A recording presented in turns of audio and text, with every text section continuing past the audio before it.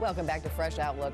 Well, thousands of demonstrators took to the streets in Turkiye this week to protest government corruption after a leaked audio recording was released online of Prime Minister Erdogan and his son allegedly discussing how to hide large sums of money. Let's have a look and talk it out.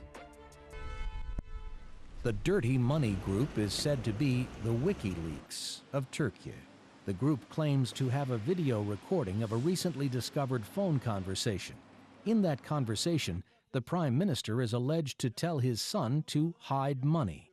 If true, this would actually be different in the sense that this is hoarding money in your home.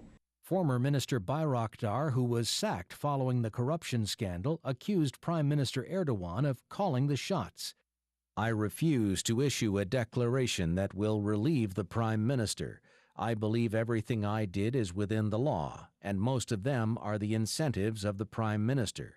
Bayraktar's son was among those arrested on corruption charges. So far, things we've heard are not about the Prime Minister and money. It's the Prime Minister getting favors, maybe the Prime Minister friend building a villa for him, but this is actual money, cash, changing hands. It would affect people in a different way. It is impossible to explain what is happening in our country through logic and reason anymore. Where there's smoke, there's fire. I'm pretty sure that there is truth in the recordings. Whoever is guilty will pay the price. If it's the Prime Minister, he will lose his seat. If it is slander, they will be caught. Let's leave it to the courts to decide. The Prime Minister rejects all the allegations and calls them fabrication. He vows to hunt down the whistleblowers. Dee Dee Benkie, Jackie Guzda, Dr. Mirescu, and Alexandra Wrage continue our discussions, and we welcome you all back. Well, first of all, what a change that we've seen in Turkey in just the past year. We've seen an economic slowdown. They were such a powerhouse for 10 years. Their growth was more than 5%, and now we're seeing this slowdown. And Dr. Mirescu, you were talking about how people don't even recognize their own city now. Yeah, I had the pleasure to visit some friends and colleagues on the way back from field research in Tunisia, and I passed through Istanbul. And while maybe this year has been the most visible year where a lot of changes happened, you could go back probably about 3 or 4 years, and you can see the beginnings of a slightly authoritarian leaning by the AKP, Erdogan's ruling party in parliament. And there have been some pretty massive crackdowns, in part against the military. Something like 800 members of the top military brass were arrested under very sort of dodgy charges and have been left under arrest. And this has been this slow drift into authoritarianism, and I'm not surprised that corruption scandals are now coming up, because when parties don't act transparently, they're obviously hiding something. And I was going to say, it's not just, there's 3 cabinet members have lost their jobs, several police chiefs, 350 police officers have been fired. I mean, the list goes on and on. It's quite amazing to see this in a country. Now, some argue that it's been triggered by the slowdown of the economy. Well, you know, whenever you have an abuse of power like this, and as the doctor just mentioned, that when you don't see it, they can continue for a while. But now it's exposed, and not only exposed in their own words. So I think this is good for the people of Turkey. You know, and they're our friends, and it's a beautiful country. And whenever you have corruption like this, obviously it hurts everyone. So hopefully this tape, basically their admission, even though they're denying it now, will help move him on out, because clearly there's some problems with him. I want to ask Alexandra in D.C., how do you fight corruption when it's on this massive level? Well, it's all going to come down to an issue of accountability, really, because there's corruption in every state. There are corrupt politicians in every state. But there's got to be a sense that we're bringing some, as Dee Dee said, some transparency to the situation, that there are legitimate criminal procedures, that the investigations are genuine, that the results are meaningful. In some respects, over the last decade or so, we've seen a much more transparent form of corruption. It sounds like an anomaly, but really it's harder to hide your money. There's less banking secrecy. There's greater international cooperation on this issue. And so it's going to be, if there is a commitment to the issue, it's going to be easier to get to the truth. But you've got to convince the public that you're serious about your investigation. Well, lawmakers just recently clashed over a bill that will give the government a bigger role in appointing judges and prosecutors. But, you know, my question is, if you do that, who's going to want to invest in a country where the judiciary is controlled? Very, very bad, because you have a separation of power just like in our country, and they aren't doing that right now, so that needs to be strengthened.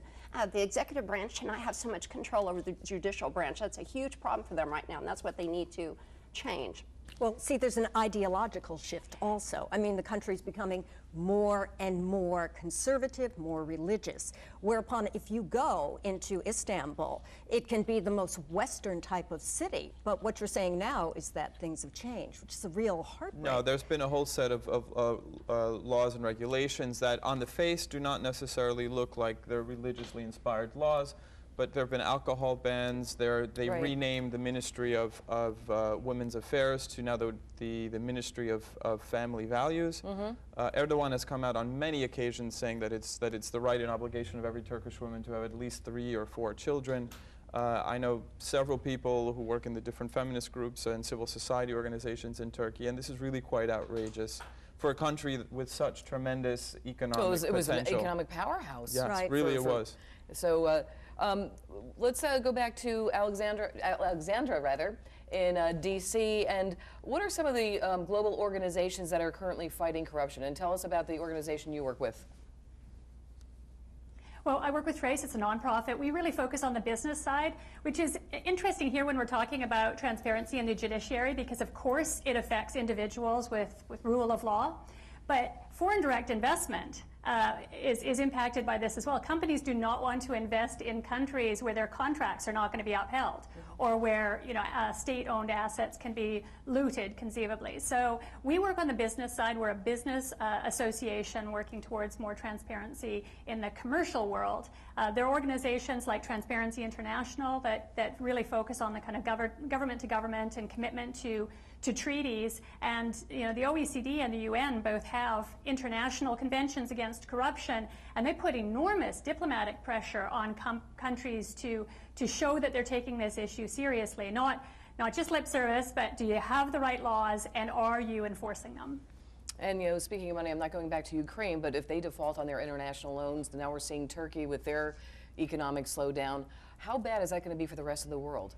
Not good. I mean, we keep seeing this domino effect. United States, the State Department said that this was a scandal, and they're right. Absolutely. This prime minister needs to go. And the good news is this is on tape, and the whole population, they've heard it, they know about it. So I think he's on his way out, and that's good. And if you get the right prime minister, it can turn everything around very quickly. Well, I think we're going to really see something with the March 30th elections, because that's going to see if Erdogan still has a lot of support.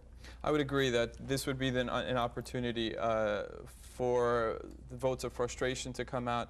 I mean, let's not forget, this is not only a corruption issue, this is the Turkish government really went way over the top at the Gezi Park demonstrations over last year. 7 people were killed, hundreds of people were taken into arrest. This is a pretty massive human rights violation. 10,000 people protesting in Ankara. I mean, that's amazing to see that many people. Thankfully, I mean, we did see a few people killed, but thankfully they've been relatively peaceful.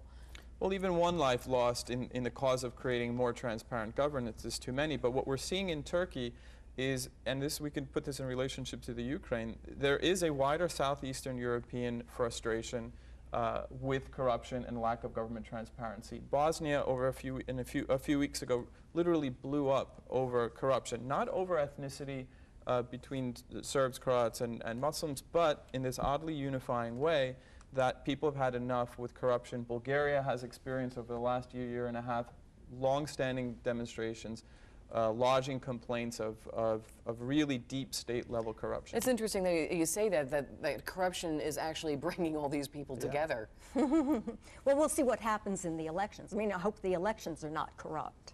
Well, they're municipal elections, so probably not, because they're more local. So I really think it sounds like it will be a good day for Turkey, and hopefully a bad day for the prime minister. But we'll really see what happens in Turkey, because as I was saying before, you've got this religious faction that is becoming stronger and stronger there, and might not want change. But let me ask you another question. I mean, besides a healthy judiciary system, what about the media and having an unbiased media? I mean, that's... The recent internet legislation that effectively cuts off a lot of the avenues for free expression is highly problematic. The U.S. came down rather hardly and maybe could have even gone a step forward.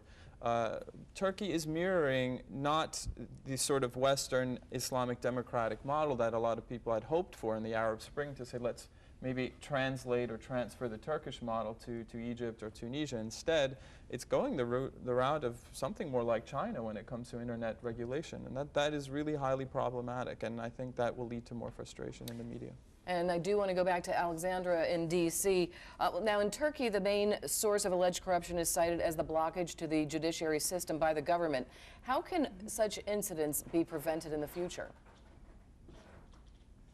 Well, it can't be fixed in isolation, right? The community has to tackle this as a total problem.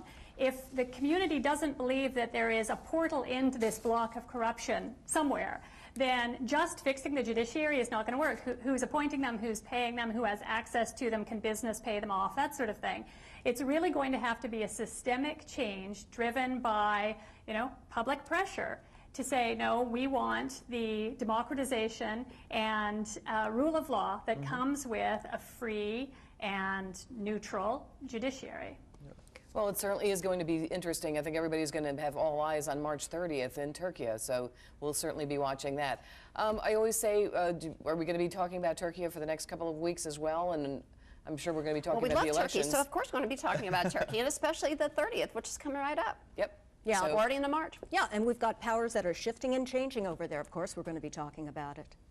I think finally also what we mustn't forget is Turkey, because of this corruption issue, is still a very, very powerful Eastern Mediterranean geopolitical player, and it's a Black Sea player, which the problem in the Ukraine, I mean, there is a large ethnic minority in the Crimea that has become very, very pro-Ukrainian, and Turkey will likely be very concerned about this as well. So I don't see Turkey leaving our radar. Turkey's a big player. They're a big player, so they're not country. going anywhere. No, leading the way, and hopefully get rid of this prime minister. He needs to go.